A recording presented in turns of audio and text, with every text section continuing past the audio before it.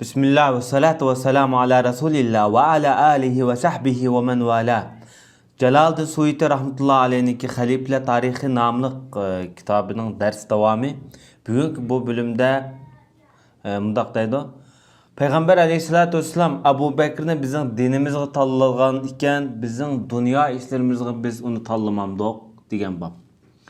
Hem İmam Bukhari Müslim Ebu Musa al-Ashari radıyallahu anhu'dan çıkargan bir hadiste mundaq deydi. Ebu Musa al-Ashari özü Yemenlik sahabe, bu munayette bilimlik sahabelar qatardan İslamda köp amel tutgan, Irak müşterepli köp munayette valilik hizmeti bilen şugullangan büyük sahabelarning biri. Özü hem faqih, özü hem kalemde hem elemde tan yetişken sahabelarda. Bu adam Hicriyaniki 7. yılı Xaybar gazetinden qaytib kelgende Resulullah şu peytlerde Xaybar gazetinde utullab Yemen'den özünki kavmini başlap Eş'er kabilesini elip lan kelgen. Bu kişi mundaq deydi Peygamber sallallahu aleyhi ve sellem'ninki kesin ayet ağırlaşqa vaqtida Abu Bekir'nin burunla kişiler namaz oqpayson dedi. Ayşe dedi ki ya Resulullah ona ayet bek nazuk bir adam. Yani işte konu buzulup qaldıgan. Bu senin bu ornun tutsa bu közde yani içip yana jig'laydigan avval bo'lmasin degandek mazmunni gap qildi. O kishilar namoz o'qib bermaydi degandiki Peygamberimiz burg'in Abu Bakrning kishilarga namoz o'qib bersin dedi. Ayşe yani konu so'zi yana qaytlabdi. Peygamberimiz yana qaytlab burg'in kishilarga namoz o'qib bersin. Haqiqatan bu sizlar ayollar bu Yusuf alayhissalomniki sahiblarga o'xshash, Yusuf alayhissalomniki zamonasidagi ayollarga o'xshash mustahkamsizlar degan. Shundan Abu Bakr'ın qaşığa elçi keldi. Kişilerge şu Resulullah'ın hayat vaxtida namaz o'qib bergan. Bu hadis mutawatir hadis, bunu inkar qilolmaydigan hadis bu. Bu hadis hatta nurg'un sahabalarninki yo'li orqali kelgan. Ayşe, Abdullah ibn Mas'ud, Abdullah ibn Abbas, Abdullah ibn Ömer, Abdullah ibn Zama, Abi Said al-Khudri, Ali ibn Abi Talib, hepsi qatarliq. Bu mutawatir hadis qatarida kelgan bu hadisninki sanadi, raviylar. Hatta o hadisinki bazı kısmı da Ayşe radıyallahu anhadan Peygamber İslam'a ben bu vakti müracaat kılıverdim. Endi men bu Resulullah'dan bu qayta bu gapni soruşimninki sebebi deydi Ayşe. Peygamber aleyhisselam'ninki maqamida turgan bir adam yaxshi ko'ramdi ko'rmamdi degan ish kallam kelmabdi. Mening qalbim chiqmabdi. Lekin men çoxun bir adam Resulullah'nınki bu ornida turgan ekan, kishilar uningki shumlindigan avvallar bo'ldi deb men o'ylab dema deydi. Shu nuqtadan Resulullah men davribdima deydi. Ama Peygamber sallallohu alayhi vasallam bu ra'ydan yanamikan Abu Bakrni imom qilish fikrda yanamiki deb men takrorlab dema deb o'ziniki sababini keyin bayon qilgan. Hamda İbn Zama'ning hadisi mundaq rivoyat var. İbn Zama'ningki ismi Malik ibn Zama, o'zi muhojirlardan. Peygamber aleyhissalatu vesselam ularni namoz o'qishga buyuribdi. Abu Bakr o vaqtda yo'q ekan. Shunda Ömer radhiyallohu anhu oldiga o'tib namoz o'qibdi. Peygamber sallam dediki, yo'q. Allah va musulmonlar Abu Bakrdan boshqani xohlamaydi. Kishilarga namoz o'qib berishga deb shundaq degan ekan dedi. Hamda Ibn Umar rivoyat qilgan desa Umar Allohu akbar deb takbir aytgandan keyin Peygamber sallallohu alayhi vasallam uning takbirini anglab, beshini shunday chiqarib açık geldi. Qana İbn Abu Quhafa, Abu Bakr qana deb shundaq degan dedi. Ulamolar bu hadis haqida mana bu Abu Bakr Siddiqninki sahabalar ichida eng mutlaq afzal ekanligining isboti bu hadislar.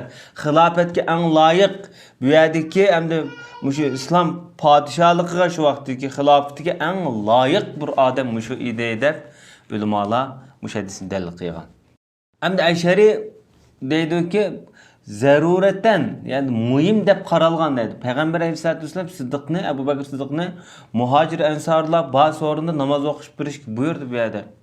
Peygamber sallam hatta bir qavmga ularniki Qur'onni eng yaxshi bildiganlari imom bo'lsin degan. Shundaq bo'lgan ekan, demak bu Abu Bakr Qur'onni eng yaxshi bildigani bularning ichida. Shundaqla sahabalar bu hadisdan bu nimaninki Abu Bakr'ning xilofatiga eng loyiq ekanligiga dalil qilgan buni. Jumladan shu sahabalardan Umar. Buni biz muboyat nomli bobda biz to'xtab o'tamiz. Cümleden eli, yani elimi muşu Ebu Bekir'nin halife ekanligi muşu hadisini dalil qilgan demoqchi. Buni İbn Asakir Alidan bayon qilib bundaq deydi. Payg'ambar sollallohu alayhi vasallam Ebu Bekirni kishilarga namoz o'qib berishga buyurdi. Men botim shu so'rinda yo'q emasdim. Menda hech bir kasal yo'qdi. Biz Resulullah onu bizim dini işimizge tanlap bergenken biz onu dünyalık işimizge yani halifelik makamıga biz razı olup onunla hoş bulmamdık degen. Ali'ninki bu sözü yani Şialarga, Rafizlarga nispeten yani bir raddiye ağır derecede. Ulemalar yani şundaq deydi.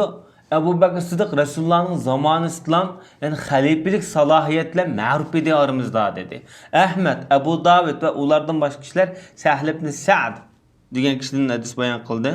Amr ibn Avf cemaat arasında azraq bir jidal majra olib qoldi. Bu meni sarlarniki bir qabilse. Bu gap Resulullah'ın qishig'a yetib qolgandan keyin peşimdeki ularning qishig'i keldi. Endi ularni isloh qilish, yarashtirib qo'yish uchun keldi. Shu vaqtda dediki payg'ambarimiz: "Ey Bilal, agar namozning vaqti kelib men kelanmay qolib qolsam, Abu Bakr namoz o'qib bersin kishilarga buyurgan" dedi. Masjidni topshirib qo'yibman bu yerda. Shunda asr namozining vaqti bo'lgandan keyin Bilal azo etib takbir aytdi. Shu vaqtda Abu Bakr namoz o'qib berishni buyurgan. Bu emir Bani Abir cemaati Quba mahallesida, oraliq yiroq 4-5 kilometr keldi.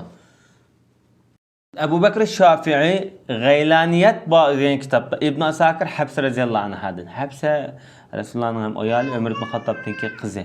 O ayal mundaq deganki Peygamber sallallahu aleyhi ve sellem mundaq debdi. Sil kesel bo'lib qolsa Abu Bakrni imomlikqa oldiga chiqaramlar degandikin men uni oldiga men chiqolmayman, uni Alloh chiqirdi deb bunda keskin qaror bilan gap qilgan edi. Darqutni Afrat nomli kitobda Xatibul Bag'dodi Ibn Asakir Ali radhiyallohu anhudan bayon qilib mundaq deydi. Menga Payg'ambar sallallohu alayhi vasallam mundaq degan edi. Allohdan seni 3 ishda bir oldida qilishni so'rgandim, lekin Alloh taolo mush Abu Bakrni oldida qilishga ma'qul keldi. Abu Bakrdan boshqani qabul qilmadi deb mundaqmi degan dedi. Endi Ibn Sa'd Hasandan rivoyat qilib mundaq deydi.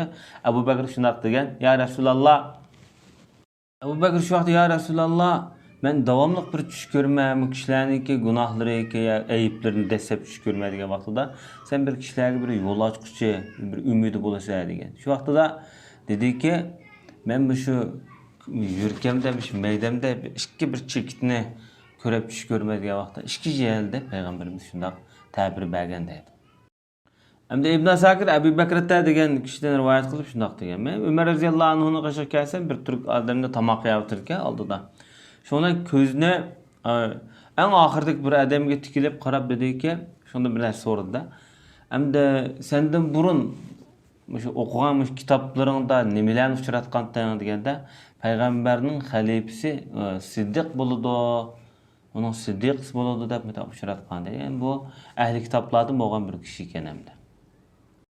İbn Asakir Muhammed ibn Zubayr degan kishidan hadis bayon qilib, meni Umar ibn Abdul Aziz Hasanul Basrining qishga bir necha savol so'rashga avatdi. Kelib uningga mundaq dedim. Bu kishilarning ixtilofiga bir davo qilgin deb Payg'ambar alayhisolatu vasallam Abu Bakrni nomzod qilib ko'rsatganmi deb so'radim. Hasan shundoq bir o'tirib deb mundaq dedi. Dadisi yo'q. Sen o'tiq shak qilamdikan u dedi. Bu Araplarning namida işte bir gap. Allah vallah. Allohning nomidan qasamki shundoq dedi. Degandikin, uni nomzod bekitgan. Allohni eng yaxshi taniydigan, Allohdan yaxshi eng qo'rqadigan, Allohni eng yaxshi so'yadigan bir zot uni emir qilmay turib o'lib ketishdan cho'qim ensiraydi deb payg'ambarimiz aytadi. Yani demak Rasululloh bunda buni emir bekitmay turib bu o'lib ketishdan ensiraydi deb Rasulullohga va Abu Bakrga bu bahona bergan. Hasan al-Basri mu tabi'illardan büyük Allah misalihlar. Hamda Ibn Adi Abu Bakr ibn Ayyash degan olimdan bayon qilib mundaq dedi. Menga Rashid mundaq dedi. Harun Rashid: "Ey Abu Bakr, Abu Bakr Abu Siddiq emas, Abu Bakr ibn Ayyash. Kishilar Abu Bakrni qanday xalifa saylab chiqargan deganki, dedi men ey Amirul Mu'minin, bu işte Allohning Rasuli mu'minlar jin tug'an ish bu." Degandikin Harun Rashid shundaq debdi. Meniki g'am endishamni yana oshirib qo'yding ha deb shundaq degan. Endi bu Harun Rashidlar o'ziga 3 bolasini nomzod qilib bekitib qo'ygan bu odam. qaytın arqa kildiğanğa.